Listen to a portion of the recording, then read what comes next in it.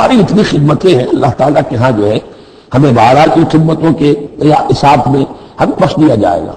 فرمایا وہ سارے اعمال حبط ہو جائیں گے اگر وہ شکل نہیں ہے.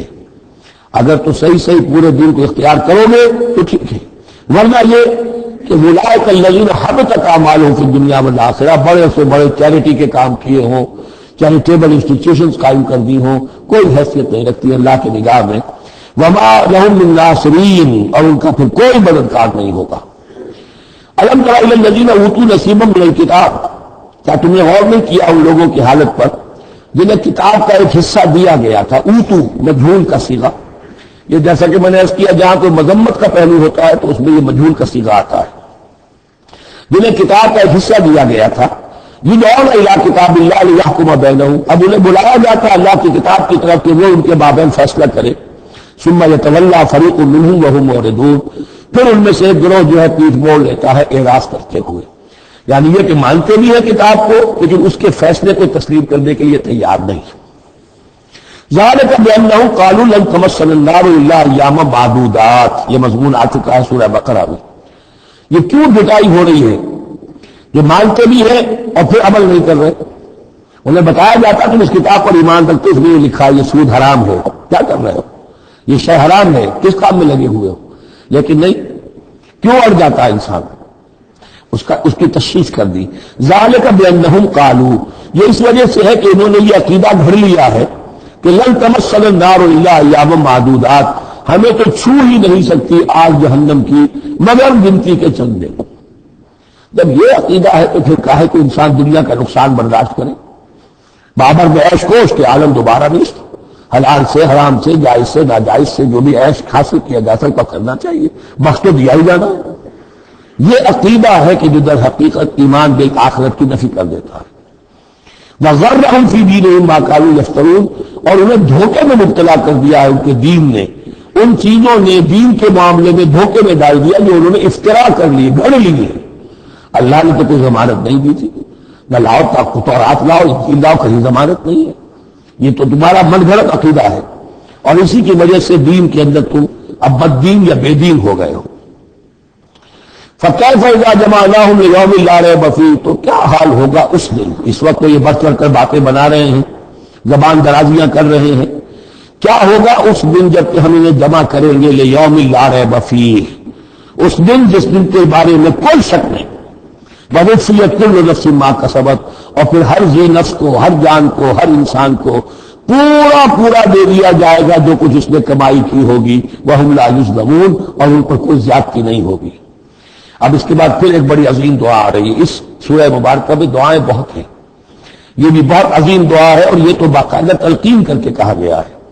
کہیں تو ایسا ہوتا ہے لوگ ایسے دعا کرتے ہیں، یا ہے قل اللہم مالک الملک، کہو اے اللہ جو تمام بادشاہت کا مالک ہے، مالک الملک ہے، کل ملک اس کے اختیار میں ہے.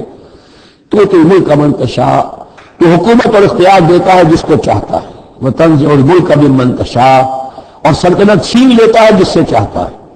وتعز من تشاء، اور تو عزت دیتا ہے جس کو چاہتا ہے. وتذل من تشاء، اور تو ذلیل کر دیتا ہے جس کو چاہے.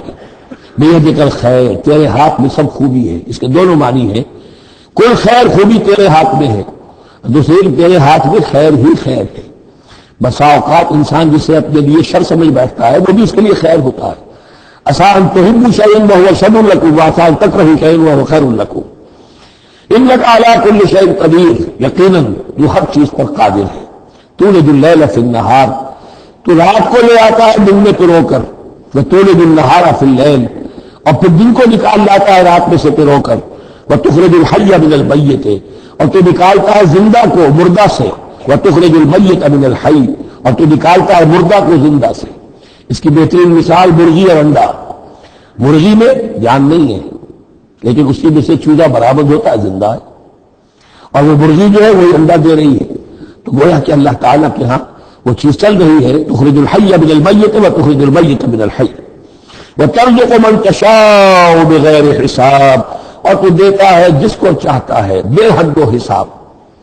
لا يتخذ المؤمنون الكافرین اولیاء من دون المؤمنین، اہل ایمان نہ بنائیں اپنے دوست کافروں کو اولیاء ایسا دوست جو قلبی دوست ہو، جو رازدار بھی ہو جاتے ہیں، پشت پناہ بھی ایک دوسرے کے سمجھے جاتے ہیں، یہ تعلق کفار کے ساتھ اختیار کرنے کی اجازت نہیں ہے۔ ایک اچھا رویہ ہو، ظاہری مدارات ہوں، آپ ان سے اچھے کلچر طریقے پر بات کریں، تہذیب کے ساتھ، یہ اور بات ہے، لیکن دلی محبت، قلبی رشتہ، جذباتی تعلق، ان کی ایک ایسے باہمی مدد کا ایک رشتہ قائم کر لینا، پشت پناہ ہونے کا رشتہ بنا لینا، اس کی اجازت نہیں ہے۔ لا يتخذ المؤمنون الكافرین اولیاء من دون المؤمنین، اہل ایمان کو چھوڑ کر ان کے ساتھ یہ رشتہ قائم کرنا اللہ کو پسند نہیں۔ ومن يفعل ذلك فليس من الله في شيء، اور جو کوئی بھی یہ حرکت کرے گا پھر اس کا اللہ کے ہاں کوئی بقاء نہیں ہوگا، کوئی رشتہ اللہ کا پھر اس کے ساتھ نہیں رہے گا۔ اللہ کے دشمنوں کے ساتھ تمہاری دوستی ہے تو ظاہر بات ہے کہ پھر اللہ کے ساتھ تمہارا کوئی تعلق نہیں رہا۔ الا ان تتقوا منهم تقا، سوائے یہ کہ تم ان سے بچاؤ کرنا چاہو، بچاؤ کے لیے۔ بعض اوقات ایسے حالات ہوتے ہیں کہ کھلے مقابلے کا بھی موقع نہیں ہے، تو آپ طرح دے رہے ہیں، آپ وقت جو ہے یو آر بائنگ ٹائم، تو اس میں کوئی ظاہری خاطر مدارات کا مسئلہ بھی ہو جائے تو کوئی حرج نہیں ہے، لیکن یہ کہ مستقل واقعی قلبی محبت قائم کر لینا یہ جائز نہیں ہے۔ ویسے یہ کہ اسی پھر آیت کے اسی الفاظ کو ہمارے ہاں اہل تشیع نے تقیہ کی جڑ بنا دیا ہے، لیکن انہوں نے اسے پہنچا دیا اس حد تک کہ جھوٹ بھی بولو، اپنے عقائد بھی چھپا لو، اور اس کے لیے دلیل یہاں سے لاتے ہیں۔ لیکن یہ بالکل ایک دوسری شکل ہے کہ یہ صرف ایک ظاہری مدارات کی حد تک، ایک حد تک، یہ نہیں کہ آپ جھوٹ بولنے پر آ جائیں اور آپ ایک چیز کو چھپانے پر آ جائیں، بس یہ ہے کہ آپ اس وقت تک جیسے ہم پڑھ چکے ہیں سورہ بقرہ میں کہ اگرچہ یہ یہودی جو ہے ان کے دلوں کے اندر آگ بھری ہوئی ہے تمہارے خلاف، لیکن یہ فصفحوا فاعفوا واصفحوا، ابھی ذرا درگزر کرتے رہو، ابھی فوری طور پر ان کے ساتھ جو ہے معاملہ کوئی مقابلے وغیرہ کا شروع کرنا مناسب نہیں ہے۔ اس حد تک مسئلہ دینی تو صحیح ہے، لیکن یہ نہیں کہ جھوٹ بولا جائے معاذ اللہ۔ وَيُحَذِّرُكُمُ اللَّهُ نَفْسَهُ، اور اس میں بھی اب اور نرمی کر دی، اللہ تمہیں ڈراتا ہے اپنے آپ سے، اللہ سے ڈرو، یعنی کسی اور سے ڈر کر خواہ صرف خاطر مدارات کر لینا بھی صحیح نہیں ہے، لیکن یہ کہ بہرحال ضرورت ہے، کسی وقت مسئلہ آتا ہے تو کرو، لیکن یہ کہ اصل تمہارے دل میں خوف اللہ کا رہنا چاہیے۔ وَإِلَى اللَّهِ الْمَصِيرُ، اور اللہ ہی کی طرف تمہیں لوٹ جانا ہے۔ قُلْ إِن تُخْفُوا مَا فِي صُدُورِكُمْ أَوْ تُبْدُوهُ يَعْلَمُ اللَّهُ، یہ پھر وہی آیت آ گئی ہے جو سورہ بقرہ کے آخر میں آئی تھی، لِلَّهِ مَا فِي السَّمَاوَاتِ وَمَا فِي الْأَرْضِ وَإِن تُبْدُوا مَا فِي أَنفُسِكُمْ أَوْ تُخْفُوهُ يُحَاسِبْكُم بِهِ اللَّهُ، یہاں فرمایا قُلْ إِن تُخْفُوا مَا فِي صُدُورِكُمْ، کہہ دیجئے کہ اگر تم چھپاؤ جو کچھ کہ تمہارے سینوں میں ہے، اور تبدوہ، یا تم اسے ظاہر کر دو، یعلمہ اللہ، اللہ تعالیٰ اس کو جانتا ہے۔ تمہارے ظاہر کرنے چھپانے سے اللہ سے کوئی تعلق نہیں ہے، ایک دوسرے سے چھپا سکتے ہو، ظاہر کر سکتے ہو، اللہ سے نہیں۔ وَيَعْلَمُ مَا فِي السَّمَاوَاتِ وَمَا فِي الْأَرْضِ، اور وہ جانتا ہے جو کچھ کے آسمانوں میں اور زمین میں ہے۔ وَاللَّهُ عَلَىٰ كُلِّ شَيْءٍ قَدِيرٌ، اور اللہ تعالیٰ ہر چیز پر قادر ہے۔ یوم تجد کل نفس ما عملت من خیر محضرا، اس دن کا تصور کرو جس دن ہر جان، ہر نفس موجود پائے گا، حاضر کیا ہوا پائے گا ہر وہ عمل جو اس نے کیا ہوگا۔ فمن یعمل مثقال ذرۃ خیرا یرہ ومن یعمل مثقال ذرۃ شرا یرہ۔ یوم تجد کل نفس ما عملت من خیر محضرا وما عملت من سوء، جو نیکی کی ہوگی اسے بھی موجود پائے گا، اور جو بڑی کمائی ہوگی وہ بھی موجود پائے گا۔